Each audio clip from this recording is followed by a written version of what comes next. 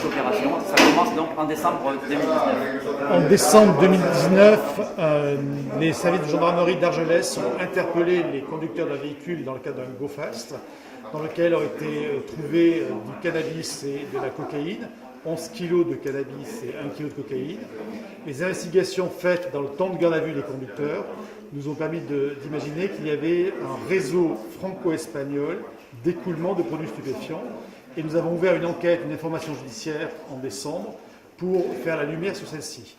Les investigations menées côté français par la section de recherche de la gendarmerie et le groupement de gendarmerie des Pyrénées-Orientales et dans le cadre d'une entraide pénale internationale avec les autorités espagnoles ont permis les interpellations lundi 5 octobre de 10 personnes en France et de 3 personnes en Espagne. Sur ces 10 personnes, lors de ces perquisitions, ont été retrouvés 4300 pieds de cannabis, de l'herbe de cannabis 11 kg, du numéraire, à peu près de 100 000 €, et des objets de luxe, ainsi que des véhicules, 6 véhicules que nous avons saisis. Les auteurs français ont d'ores et déjà été présentés au magistrat instructeur pour une mise en examen du chef d'association de malfaiteurs en vue de commettre un délit puni de 10 ans d'emprisonnement. Ils encourent une peine de 10 ans d'emprisonnement pour cela. 6 ont été placés sous mandat de dépôt et 1 a été placé sous contrôle judiciaire. Côté espagnol, pour la partie relative à notre enquête franco-espagnole, le producteur a été placé sous mandat de dépôt par les autorités judiciaires espagnoles. Et lui, il n'encourt que seulement 3 4 ans. 1 à 4 ans. Alors, dans son pays, pour les faits qui peuvent être reprochés en Espagne, mais si on lui applique la loi française dans le cadre de notre procédure, nous verrons si les autorités espagnoles nous le remettent ou pas. Ça, c'est quelque chose qu'on verra avec le juge d'instruction. C'est une grande première pour vous, cette collaboration?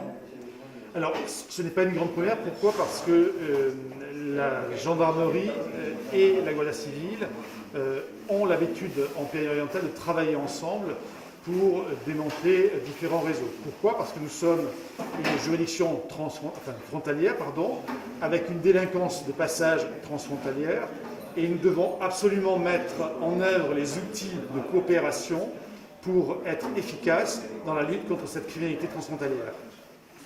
Concrètement, en fait, si on peut imaginer, il y a une voiture potentiellement go-fast qui est repérée en Espagne, ils préviennent une force française pour le sud de l'autre côté de la frontière. Alors, on peut avoir ce genre d'informations. On peut aussi avoir l'interpellation côté français et on demande des renseignements à l'autorité espagnole sur le nombre de voyages. Est-ce que le véhicule a été repéré?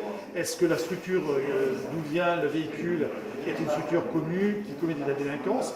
On a aussi un outil essentiel qui s'appelle le Centre de coopération policiers-douaniers au Pertus. C'est une structure composée de policiers, gendarmes, douaniers français et de policiers de la Guardia Civile espagnole, douaniers espagnols, qui échangent des informations et qui nous permettent d'avoir, entre autorités judiciaires, des informations sur les comportements délinquants de part et d'autre de la frontière. Quel est le type de personnes, quel est le profil des personnes interpellées côté français? Alors, ce sont plutôt des jeunes adultes, plutôt connus des services de la justice pour des infractions de droit commun. Et c'est une des raisons pour lesquelles, à la fois pour les nécessités d'enquête, mais également au regard de leur parcours personnel, le parquet a requis le mandat de dépôt et que le juge des libertés a ordonné 6 mandats de dépôt. Ce sont ces personnes qui alimentaient actuellement les réseaux de trafic de drogue perpignanais, des oiseaux et compagnie, par exemple? Alors, ils sont suspectés, puisqu'ils sont encore présumés innocents, ils sont suspectés d'avoir participé à cette alimentation en cannabis de la zone des Pyrénées-Orientales. Ce que vous disiez tout à l'heure, c'est que donc elle existe depuis un moment cette coopération, mais par contre elle s'est renforcée depuis récemment, ou en tout cas ces dernières années. Alors c'était une vraie volonté faite par mon prédécesseur et puis le commandant de groupement et le commandant de la SR, en lien avec la Guardia Civile, de renforcer cette coopération. On doit toujours aller dans cette démarche-là. Pourquoi? Parce que nous avons je vous l'ai dit tout à l'heure, une délinquance de passage, de transfrontalière, et il ne faut pas que la frontière soit un moyen pour des délinquants de se réfugier dans notre pays, pensant qu'ils sont intouchables. Notre rôle, c'est justement d'utiliser tous les outils portés par l'Union européenne, portés par nos gouvernements, qui offrent à la justice des moyens d'aller investiguer de l'autre côté de la frontière. je vais poser peut-être une question un peu bête, mais est-ce que, avec la crise sanitaire, il y a eu des évolutions un petit peu dans le trafic de stupéfiants? Est-ce que vous avez constaté, là, cette dernière année, des évolutions? Alors, on a eu, évidemment, pendant le confinement, on n'a pas eu de passage frontière, d'abord parce qu'il y avait un contrôle de frontières. Depuis le 11 mai, on a davantage de passages, parce qu'on a bien compris, avec des grosses quantités, notamment au mois de mai-juin, des passages avec des grosses quantités, qui étaient destinés à alimenter des réseaux qui commençaient à être en manque de cannabis.